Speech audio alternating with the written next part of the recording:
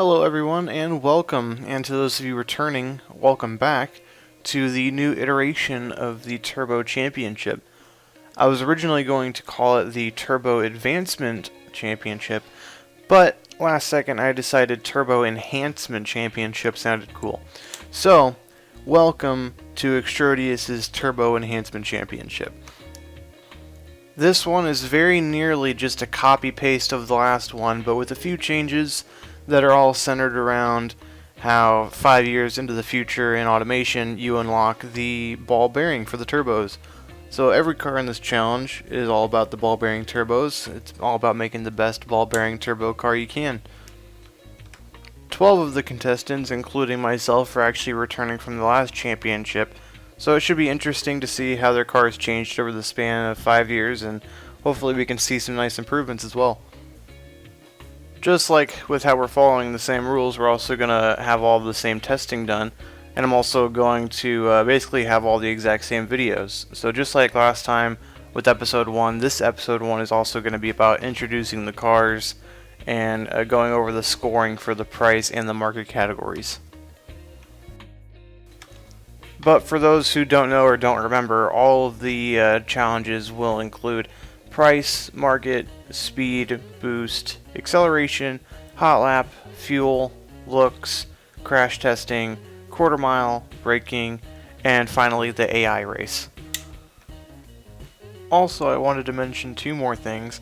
The first one is that instead of butchering and messing up a bunch of people's names, I decided to use Google Translate to pronounce everyone's names, for this video at least, so I hope you guys get a kick out of that. And then the second thing is that for the 12 contestants that are returning, you will see their old car first from the first championship, and then it transitions to their new one.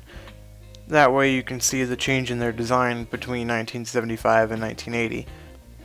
Some people did enter in a different car model from their company or one of their other companies this time around, so some of the vehicles may not match up to their old style at all, but I figured I would show the comparison anyways. Now let's get to those introductions. Also, I believe just like last time, we are going in order from first place to last place in the introduction, so you should probably be hoping that your car shows up sometime sooner than later. In first place, we have Gast_Killers Salon. With its 1.6 liter inline 4, a 3-gear advanced automatic, front-wheel drive drivetrain, and it has 130 horsepower and 123 pound-feet of torque. In second place, we have Tanksahur Tryhard Sparvero Sprint Turbo.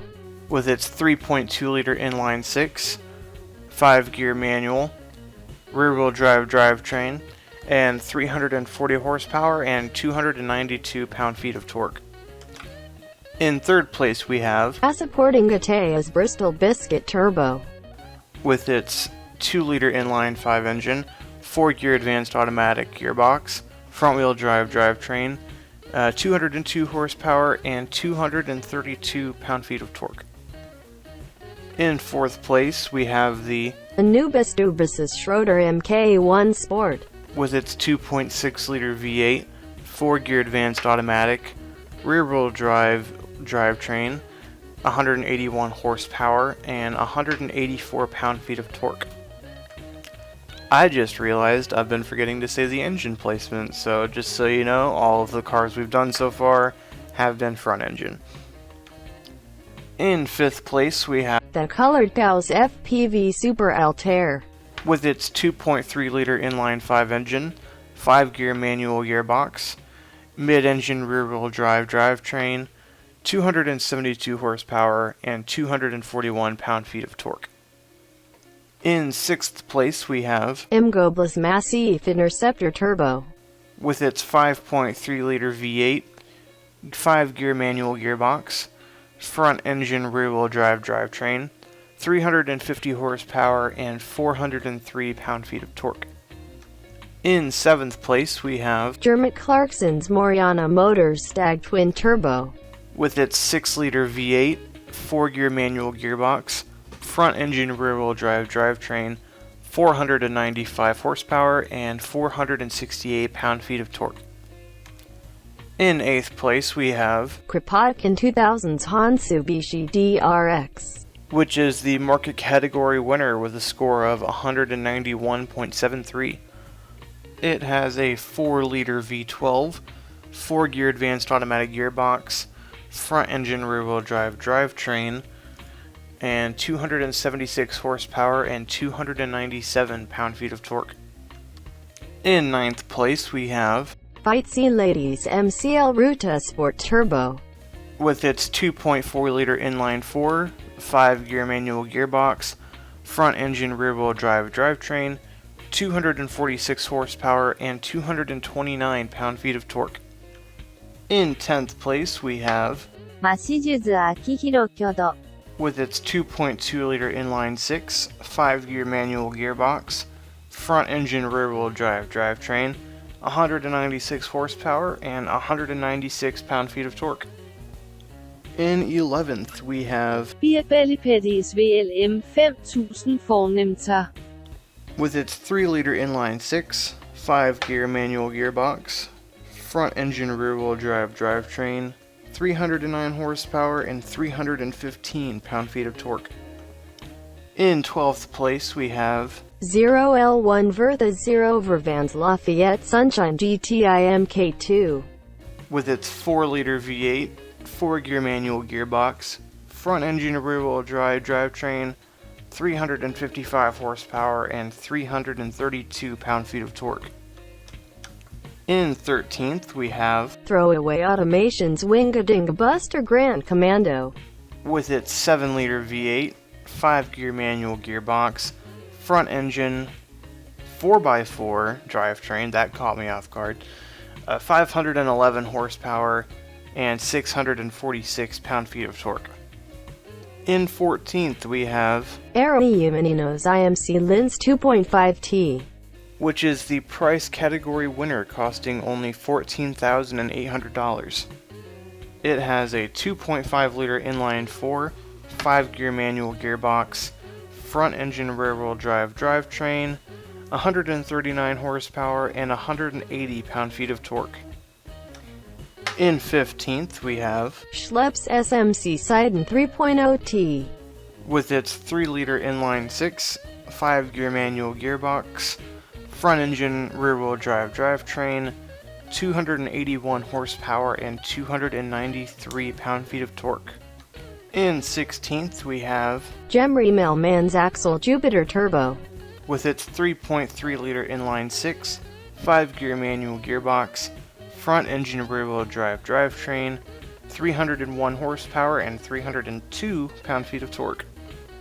In 17th, we have, Young Doofman's Empire Crosstown MKIV Coventry, with its 4.1-liter inline-6, 5-gear manual gearbox, front engine 4x4 drivetrain, 351 horsepower, and 451 pound-feet of torque.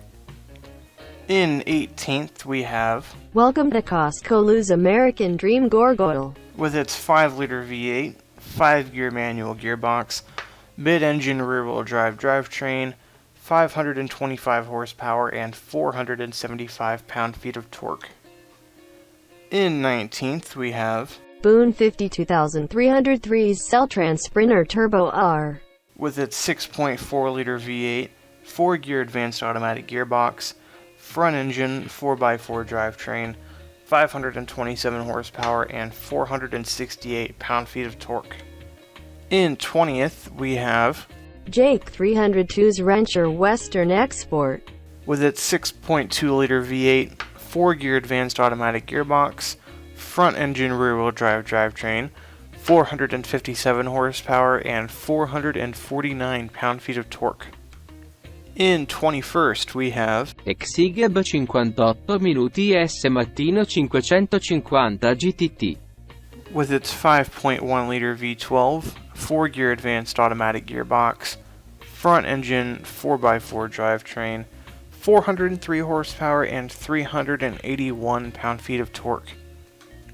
In 22nd, we have, Guffaloff Seagull Bandit 2.0, with its 4.5-liter V8, 5-gear manual gearbox, front engine rear-wheel drive drivetrain, 443 horsepower, and 436 pound-feet of torque.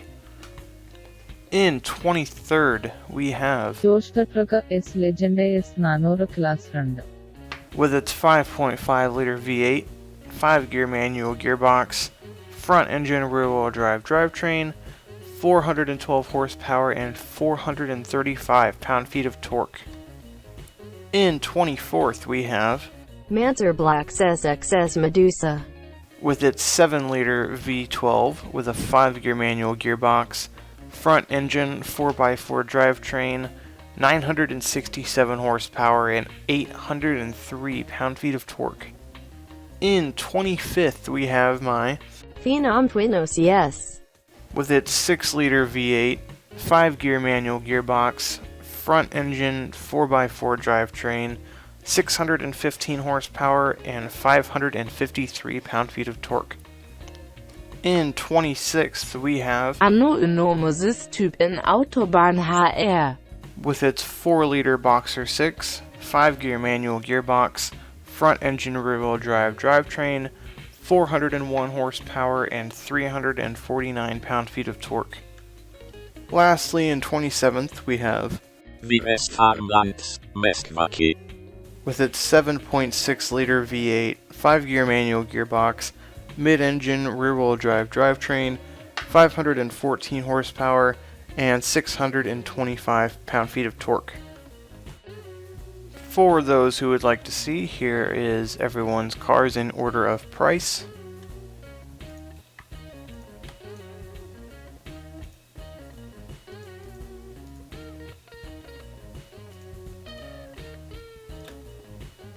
And here is everyone's cars in order of market appeal score. If I'm remembering correctly, I think I made the same exact mistake last time, and I forgot that ties exist and are possible. So, most notably, second and third place are tied for 45 points. Probably after next episode there won't be any more ties, but just an FYI. There are some ties that I forgot to mention. I'm not going to announce them all, but you can see them and check out the score graph for yourself. Congratulations to Ghast Killer, Tankster Tryhards, and a supporting T for starting off in our top 3. Just like last time, all of the challenge episodes are going to get uploaded to my YouTube channel. You can feel free to subscribe to it if you want. All of the videos are also going to get posted on the Automation subreddit, and they're also going to get posted in my contest channel on Guffey's Automation World Discord server, which I will link to in the description if you want to join that. In episode 2, we are going to be doing the acceleration testing, the speed testing, and the boost PSI testing. Stay tuned for the next episode, and I will catch you all later.